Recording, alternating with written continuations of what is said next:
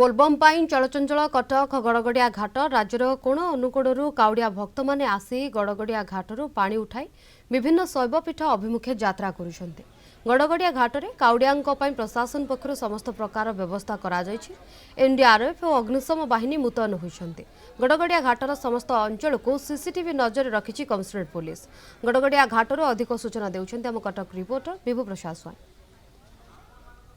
श्रावण मासर द्वितीय सोमवार एथिलागि काउड़िया भक्त माने विभिन्न घाटरू पानी उठाई विभिन्न शैवपीठ अभिमुखे यात्रा आरंभ करें। आम कटक गड़गड़िया घाटर अच्छु देखो गड़गड़िया घाटर के भाव में हजार हजार भक्तर समागम होती। राज्यर कोण अनुकोणु भक्त मैंने आसुंच गड़गड़िया घाटू पानी उठाउछन्ति एवं विभिन्न शैवपीठ अभिमुखे यात्रा करुछन्ति। आम टे प्रथम प्रतिक्रिया नवा कोठु आसिथिले? बमिखालु। मु फर्स्ट टाइम आसी लिंगराज लिंगराज देवी आज्ञा 4 वर्ष आसो ठाकुर मानसिक देह करथिलु से गड़गड़िया घाट उठाओ लिंगराज रे ढाळो नाई से ठाकुरंकर महिमा सी तो टाणी नेबे आज्ञा 4 वर्ष आइले सेमिति किछि नाई भगवान कर इच्छा जेते दिन जा जीव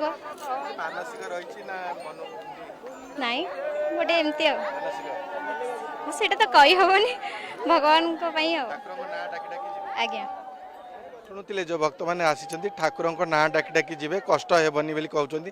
प्राय भक्त राज्यर कोण अनुकोणु आसी आसी यही गड़गड़िया घाटू यू पानी उठाऊँ पानी उठे विभिन्न शैवपीठ अभिमुखे यात्रा आरंभ कर। गड़गड़िया घाट कथा यदि कहवा गड़गड़िया घाटे जिला प्रशासन पक्षर व्यापक व्यवस्था करा जायछि। स्टील रेलिंग रो व्यवस्था करा जायछि। घाट निकट में कौन असुविधा जमी न हो तेणुक जो काउड़िया भक्त मैंने आसुंच से स्टील रेलिंग दे गड़गड़िया घाट तलू जाऊँ पानी उठाऊँ। सुरक्षा व्यवस्था को दृष्टि देखा अग्निशम विभाग एनडीआरएफ टीम एठार मुतयन करा जायछि।